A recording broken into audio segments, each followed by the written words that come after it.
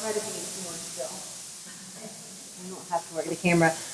Okay, first up today is course registration. So advisors really take the lead on that with students. And I know for the 8th grade parents, there was a course registration meeting a couple of weeks ago where Dr. Boyd and all of the department chairs spoke, because that just gives you a preview of what's to come in high school. So I say as a 7th grade student, there really aren't many choices that you have. It's more of getting your teachers to sign the form, and in the cases of English and math and science, recommending like what course you're going on to the next year.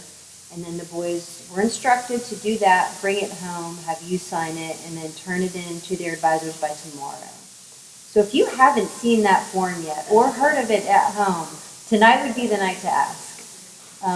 And of course, if your son has lost it, we do have extras available, and if he's got to have extra time because of that, we will make that work.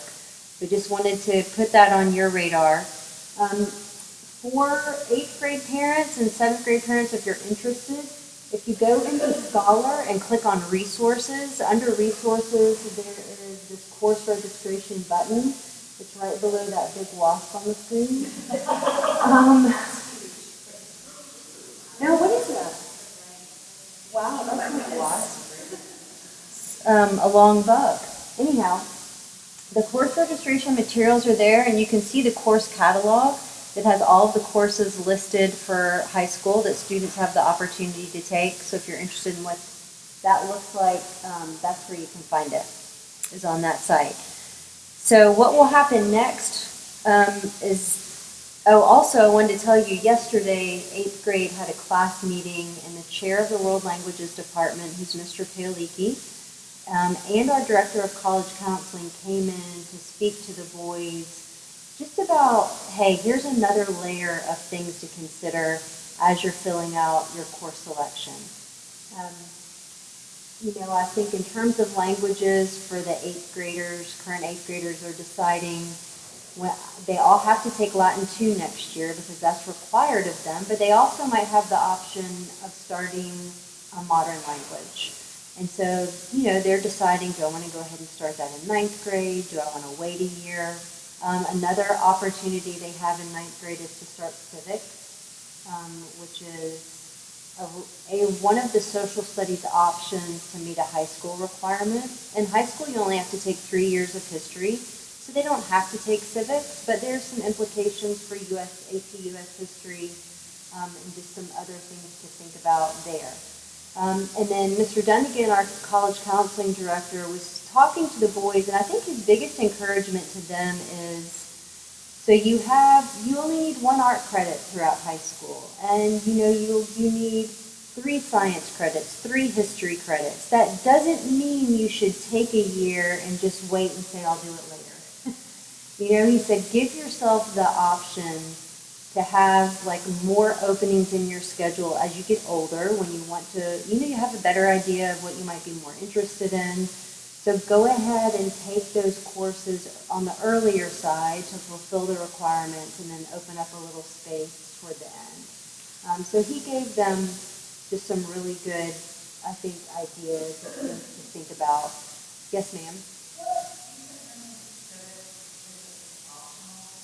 It is. Well, yes, so the civics course is a 9th grade class. There are other electives that students can take their senior year that basically cover many of the similar elements of the curriculum. So it's not that they will graduate without civics. It's just a matter of now or later. So doing well in civics is a great way to say you're ready for AP US history. If you choose not to take civics, you can still get into AP US history. If you're taking a challenging course load, if you're doing a good job in those classes, the history department chair might look at your resume, so to speak, and and your other teachers say, yes, you'd be a great fit for that class. So that is open. And a lot of the boys who want to go ahead and start their language freshman year, their second language, they might not take civics that year, but they'll still definitely be eligible for AP US.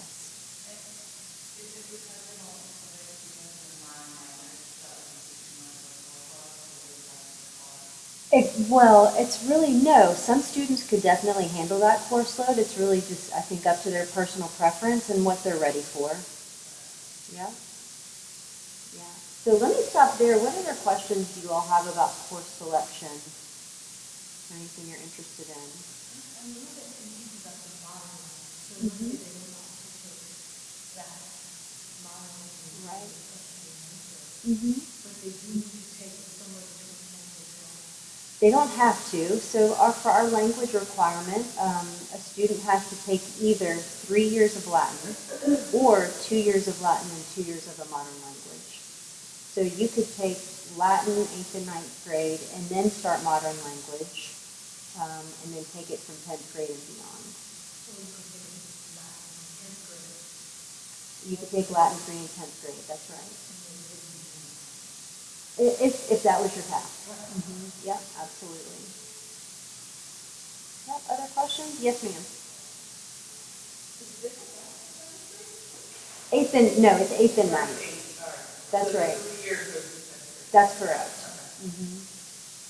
Yes, I just looked like there was an option to be sure to have 5 sessions of 6. that's So right. like study hall too. That's right. So what is typical? I mean, is it, I don't know if there's a typical. I think if I would say if the boy can handle the 6 courses with one study hall, we recommend that. What comes into play is, let's say most of those are honors classes. Well, that might make you pause and go, okay, we want to make sure you get enough sleep. So, what we recommend to them, and Mr. Dunnigan reiterated this coming from college counseling, which is you want to challenge yourself, right? So you don't want to do the bare minimum, but you want to challenge yourself, while still giving yourself the opportunity to get a good night's sleep and being able to be involved in other activities at MBA. And I think that looks different for everyone. But yes, there are plenty of students who take 6 classes freshman year and others who opt for 5. And I will say there is a drop add period at the beginning of the year. And if a student is in 6 courses and it is apparent fairly quickly this is going to be too much, they can drop one. Mm-hmm. Yeah. Other questions about that? Yes, ma'am. So they turn it in tomorrow, then we get another draft that we can sign off on again? That's correct. Okay. Yep. And then the next time. So advisors need to have all of the form data inputted, I think by the end of next week. The drafts will probably come the week following. And I think it's by the mid to end of February that we have it all wrapped up. So it's a little bit more time. Still time to change your mind. Yeah. I think I understand that the honors and AP classes get 2%. 2 points. 2 points. Mm-hmm. Is that's like a GPA scale on like 4.0 scale, is that? We're on a 5.0 scale. All the classes more or less? All the classes are on a 5-point scale. Okay. And then the way we weight is that if you end an AP class with a 90 average, it actually factors in as a 92. That's where you get the extra. I mean, I remember back in the day, it was like, let's say you earned a 4.0 for an A, they would actually might add it, make it a 4.5. Right. But it's different here. Okay. Thank you. You're welcome. Yep, anyone else? Okay, well, if anything else comes up, let me know. In the last point there about honors recommendations and changes, some teachers have recommended for honors now, others will wait. It just depends on the student and the average in the class. We'll wait till the end of the semester to revisit selection for next year, and at that point, the teacher might go ahead and say, okay, I do want to recommend you for honors. And in that case, if a student's current draft schedule says regular English, but that we move them up into honors. So there's plenty of time to make those changes. And if anything else, were to come up, anything significant that would require a course change, we definitely have time for that over the summer.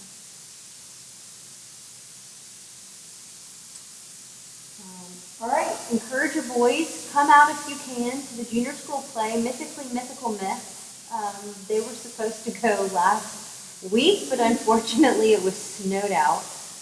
So Mr. Henson, who is leading this production, just made it happen to go on this weekend. So they'll open tomorrow night and then 2 shows on Saturday at 12 and 3. I think this is one of the largest junior school productions he's ever done. It's close to 30 boys. And girls, I think from St. Cecilia are also involved in this. So it's a collaboration between the 2 schools, and they always do a great job. So our students obviously get in for free, so we just encourage them to come out and support their friends. Those who are performing a lot are also working behind the scenes. Any of your boys in here involved? Anyone? Yes? Awesome. Good. Glad to hear it. We're doing spelling bee this year, so we've had about 15 boys sign up. I know it probably feels to them like they're going to jump off a cliff to get up in front of their friends and spell. Feels a little different than elementary school. It's open to all students. We're going to hold it during an activity period. Ms. Rouse is going to help us judge. We have some of our junior school grammar teachers to help us judge.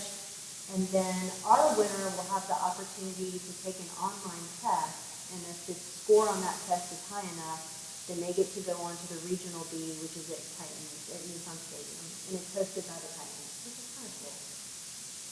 And then the winner of that will go on to the National B, which I believe this year is in Baltimore. It's typically in DC, but they moved that. So it should be fun. So I sent the boys an email reminding them to sign up, and I told them a very short story, which they might have thought was sad, was that when I was like, I still remember the word that I got out on in 6th grade spelling bee, and it was tawdry.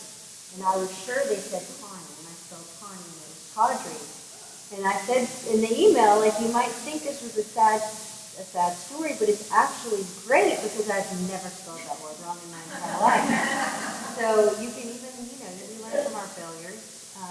But it's good to see the boys who are interested, and they've come by to pick up word lists and practice for that. So if you want your son to just, get out of your comfort zone a little bit, you can encourage him to sign up. It's pretty safe, low-key spelling bee.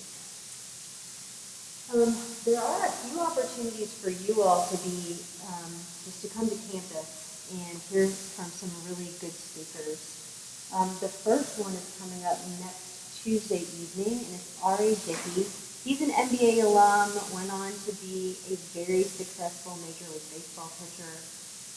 He's involved in the Nashville Anti-Human Trafficking Network, and he is going to be on campus to speak to parents about an education on human trafficking and how it is impacting our local communities. So if you're not aware, trafficking is a presence in Nashville, in public and private schools. I think they will probably share some stories and statistics that will be surprising to you. And I think it's important, for us as adults to be educated, just to know that it's nearby and what to look for. He is also doing a student presentation. We are going to hold that only to high school.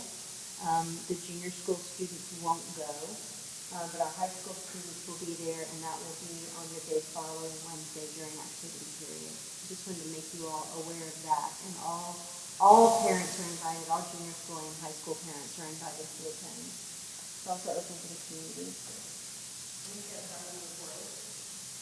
That's a great question. I don't know the answer to that. I'll see if we can find out for you. Yep. I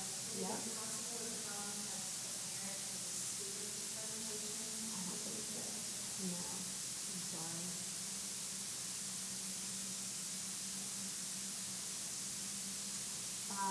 The next is that Wednesday at noon. Mrs. Scholler, who's our Director of Counseling here, is leading a book club in conjunction with Mother's Club on Never Enough. It's when achievement culture becomes toxic and what we can do about it. So she will be doing that. I don't have the location on that, but I would imagine it'll be near the Mother's Club newsletter that comes out if you're interested in joining her book club. I know she'll do a great job with that.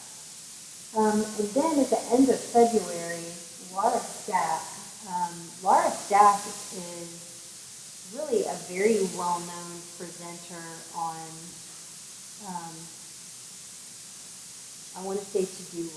that's just so underselling what she does. I'm so sorry, it just popped out of my head. She's received a number of awards for her speaking engagements. Like, she will go in and talk to big companies. I think a motivational, high-energy speaker. She lost her son to suicide that was induced by marijuana psychosis. And after that, she obviously is using her talents as a speaker to get the word out about this. And so she will be giving a presentation,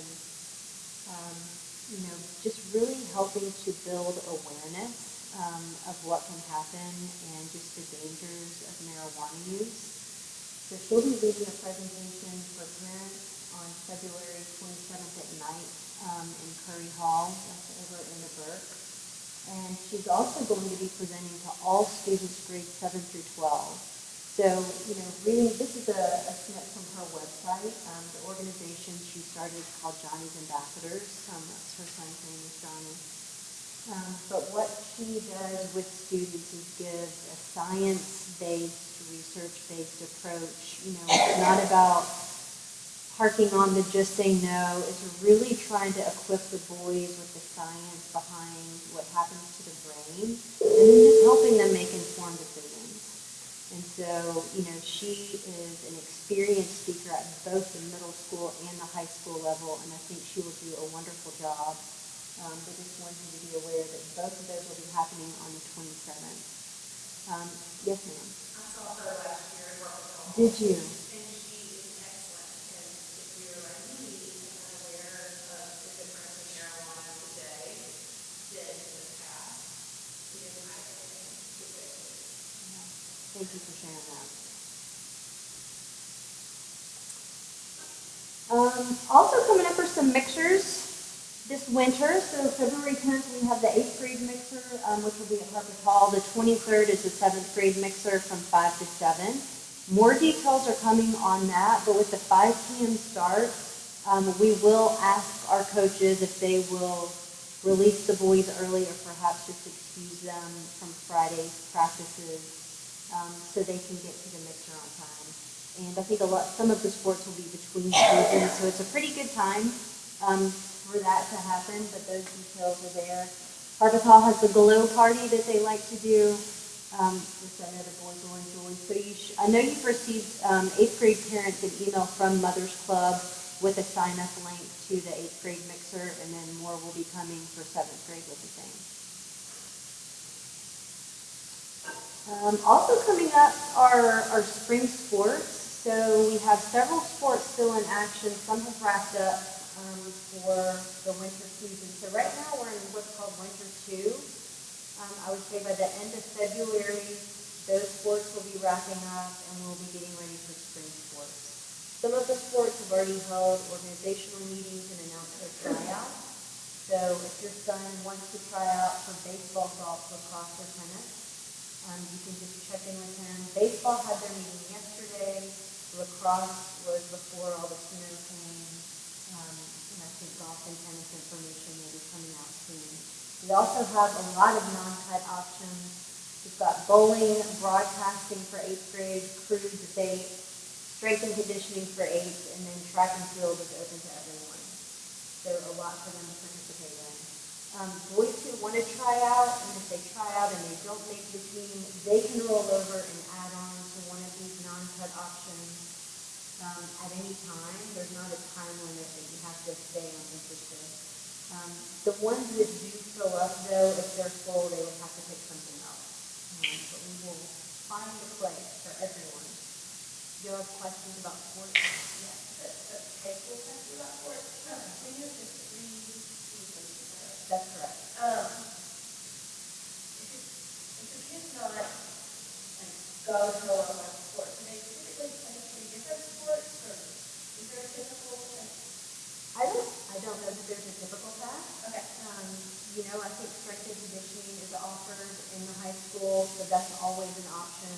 If there's not a sport that they're super pumped up about. He likes them all. What's that? He likes them all. Yeah. Okay. Okay. I guess my question is about summer plans. It's for example, your son is in fall for when would be your coaches and how would you be thinking about when think the coaches will send out just organizational emails in terms of starting points. I think it's the same pattern that you've been accustomed to in junior school in terms of, So would you need to let somebody know that you want to run cross country, for example? well, you could go ahead and talk to Coach Russ about that. Okay. Coach Russ is right up there in Massey. Okay. But no, I think you will be receiving information about those sports. Okay. But no, tell them to go ahead and talk about it. Coach Russ is probably pretty excited. Go ahead and talk about next year. Now, other questions? All right. I had to throw in a little bit of research. So just something I've been looking into lately is, I mean, it's still related to phones, but I think a lot of this research is what we looked to when we made the decision to just say no phones in junior school this year, and just really having them to be away. And so I wanted to share some of that with you because I think it also has implications of how boys do homework at home. And so just to kind of equip you with the research, so if you're talking to your sons about, you need to put that away, you need to focus on one thing at a time, just so you know there's research that supports you, which I find to be really helpful. So this is an article Daniel Goleman wrote, a book you might be familiar with. He wrote about emotional intelligence, and that book came out a long time ago, I think at least 15 years ago. But he did a lot of research on emotional intelligence and its importance. That got into a lot of companies who are now looking for potential employees who are high in emotional intelligence. And so, he really brought in the piece of it's more than just intellect. You've got to be able to work with people. And so that's what a lot of his research supports. So he now did an interview called The Age of Distraction, Why It's Crucial for Students to Learn to Focus. And he's done a lot of research recently on the impact of phones on the brain and just distractions in general. I would say that applies to adults too. I mean, a lot of what I read there, I thought, all right, Susan, like you need to take your own advice. I think it's fair to say to the boys so they know we're not just feeding on to them, but something important for us to consider as well. But I wanted to share just a few quotes from his interview with you. The first is, the ubiquity of digital technology in all realms of life isn't going away. But if students don't learn how to concentrate and shut out distractions, research shows they'll have a much harder time succeeding in almost every area.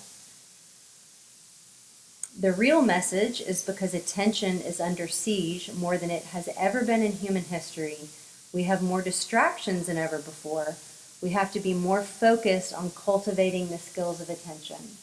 That I think obviously has implications for us at school and, for us as teachers to be aware of the importance of really leading the boys into focus, right? And he goes on to say, I don't think the enemy is digital devices. What we need to do is be sure that the current generation of children has the attentional capacities that other generations had naturally before the distractions of digital devices.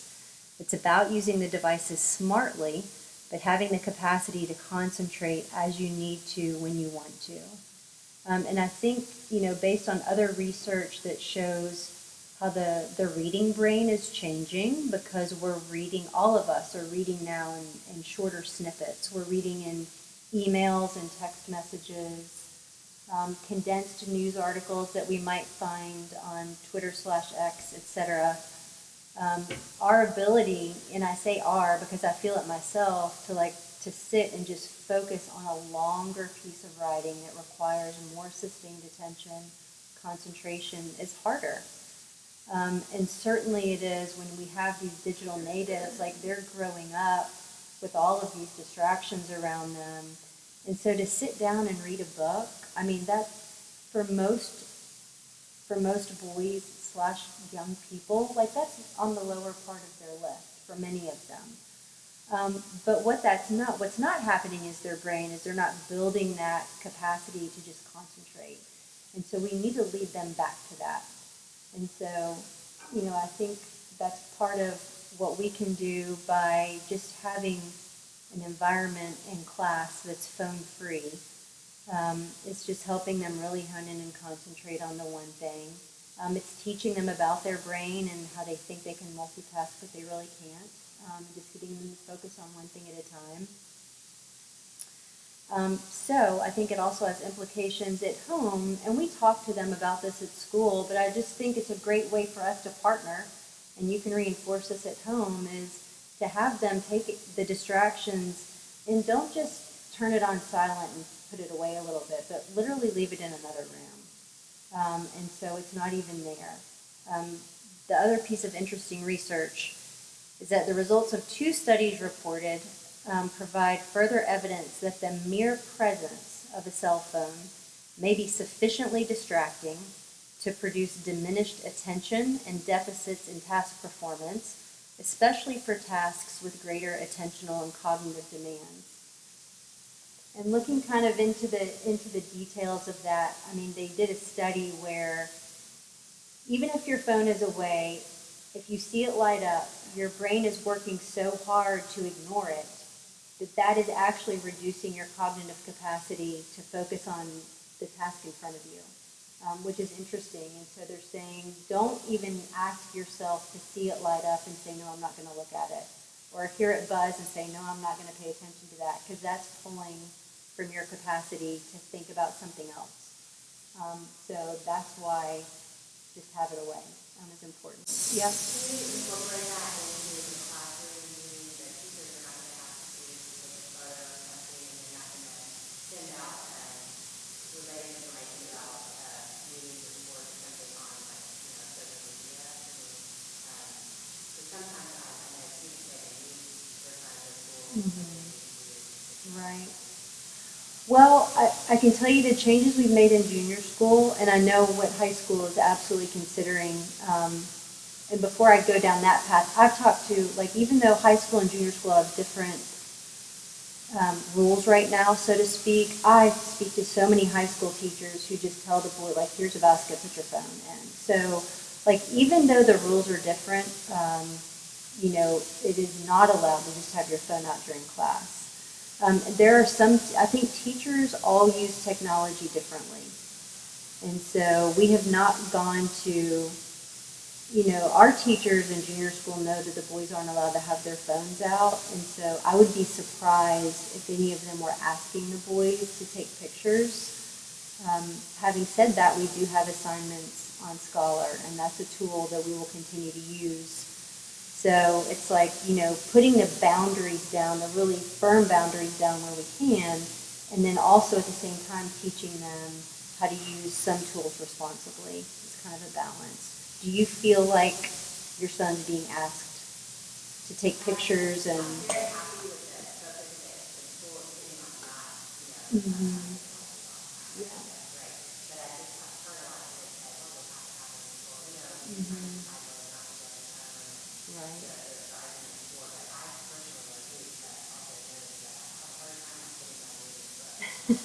That's interesting. Yeah.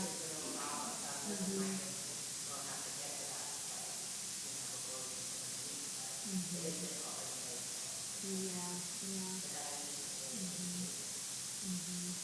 Yes, ma'am.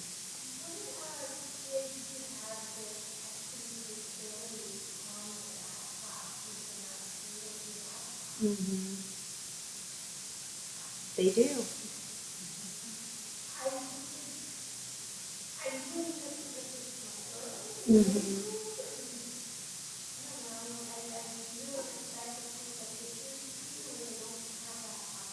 Right. Right. No, I get it. I mean, some students do. And, again, by and large in junior school, that's stuff like I can speak to best. I think most teachers, if not all, have students take handwritten notes. Now, they're going to be, if they're working on a paper in class, then they probably have their computer out.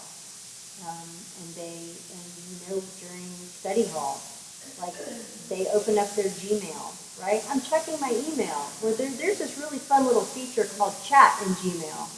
And so, I mean, there are ways around everything, so we can't plug every hole. But I really, I think I want to do a better job of equipping them with the research so they can make an informed decision about it. Because you all know at this age, you can tell them, don't do this, don't do that, don't do that. And it's, at some point they tune out. But I think if we can equip them to make the best decision for themselves so they feel like I'm making this choice, I think we might have better results. Yes. First, is the eighth grade just going to again? Yeah, of course. Okay. Secondly, what is the policy for high school? I'm just curious. The- I have an eighth grader that doesn't have a phone, like, not on a phone, so I don't know what's coming at me. Yeah, well, first of all, what they know in the high school is that the eighth graders are accustomed to this way and they're graduating up. So they're preparing for that. The current policy in the high school is that they have green zones. So no, they are not, there's not a blanket, you can just have your phone. I mean, there are clear areas where they can have it and clear areas where they cannot have it. To the extent that the eighth graders, as they move up, it will become, I want to be stricter, or no? No, I don't know that it will become stricter because in junior school, we don't even have green zones. It's just a no. So, oh, you mean the high school policy? Yeah. I understand your question.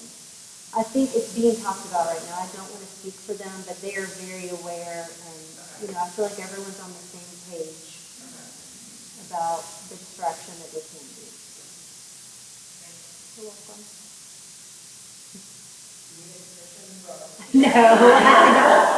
Yeah, me too. Okay, thank you. That's good. Yeah, so put some random pictures of boys up here. But I think, how can your son set himself up for success when studying? And I tried to phrase it that way of let's get the boys to start setting themselves up, to be successful in their homework time. And sometimes the way I'll pitch it to them is, you have to do this. So don't you want to get the most out of it while you do it? Doesn't that just help you in the long run? Let me think about that for a minute. But I encourage them, and we do this a lot with our exam talks about how to study well for exams, I'm not saying don't ever get on your phone again or don't ever go play a video game. But what we're telling you is you just need to focus your time. So when it's time to study, just do that. So just put everything away. You know what's going to distract you. Put it to the side. Focus on that. But then after you put in a solid 45 minutes, get up and take a break. And the best breaks are going to be the ones where you're active or you're getting a good snack or maybe you're having dinner, not necessarily scrolling breaks. Certainly not hopping on the video games because those are harder to get off of. But just having them be really intentional with their time, I think can help them get the most out of their studying, especially getting the distractions away. Understanding why it's important. There's a lot of research out there you could just Google about multitasking and how you think you're doing several things well at once, but your brain really isn't. And then helping them with that importance of one task at a time. And then just saying, hey, you know what? Wouldn't you rather just get your homework done more quickly? I'm just trying to get them to buy into that and connecting that to, well, let's just put the distraction in the other room. And really, it's just, again, kind of the combination. I feel like at this age, it's leading them down the path that we want them to go in concert with helping them feel empowered, this is your choice and you know what's best for you. And sometimes their grades come home and those conversations are just ready because it's right for it, because you're I know you're more capable than this, what's going on. But I have found the boys at school are really open. I've been refreshed just by how open they are about, okay, I was not doing this well, I made this decision and it was better. And just today, just to speak to the power of parents, a boy said, well, I just decided to get the Xbox out of the house because I thought I was going to get on and play for 30 or 45 minutes, but then it turned into longer, and then I had to eat, and then by the time I got around to my homework, I was too tired to do it. So my mom just said it's time to get rid of it. But now that he's been through that and he's looking back on it, he said that it has made a really good, big difference for me. So there's some angst on the front end, but I think they really do see and appreciate when the boundaries are there. And sometimes, I mean, it's hard for them to put those boundaries in place for themselves sometimes. So, any other questions or just insights you all have to share? Yes? I was just going to say thank you for introducing this under the timer. I guess with the studying all the questions that you did beforehand. The email love that uses it against me sometimes. Is that Sorry? I set my clock for 30 minutes and I guess we can.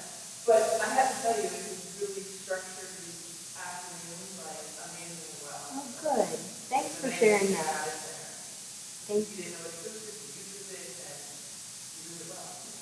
Awesome. Just setting a timer for, like just start the timer and then that's your focus study time. And then you just, Somehow, somebody showed me how to do it on the computer. yeah, that's great. Sometimes you can make it an old-fashioned. You can. One that change that to the blue, straight stuff, just, get that scenario again. And I think like that visual reminder is not on the devices at all. It's really helpful. Yeah. I think we talked about the timer with procrastination because I think it's so hard for a procrastinator to sit down, and I mean, obviously boys use it for all reasons, but to sit down and get started on a big task because it just seems so big, like it'll take forever. But if we can get them to just say, okay, just do 30 minutes. They're like, oh, okay, that's achievable, and then they're on their way. And the hardest part's getting started. The what? Yeah. Yeah. Great idea. Great idea. Here we are. Other questions about junior school life? What's to come? Yes, ma'am. What is the status on like a little bit? Yes, so we should have those answers back to everyone, I would say by early next week, because we're about finished up with the process.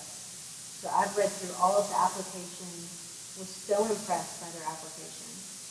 I mean, the boys did a great job of explaining why they want to do things and just connecting it to what they're learning here. They were fun to read, so I think the boys who applied should all have a pretty good summer.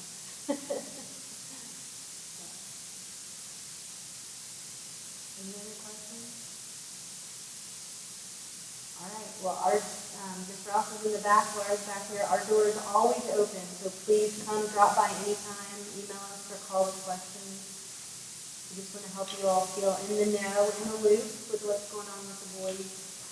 But there's, it's been a weird start to the semester, but I would say all in all they're doing a great job. And we will tell them next week, in the class meetings that the mid-quarter is coming up, I think next Friday already, which seems really fast. Then we'll have the long President's Day weekend and then spring break. So third quarter, there it is right there. So we're just encouraging them. This is an important time for you to just really be sticking in there with it. Yep.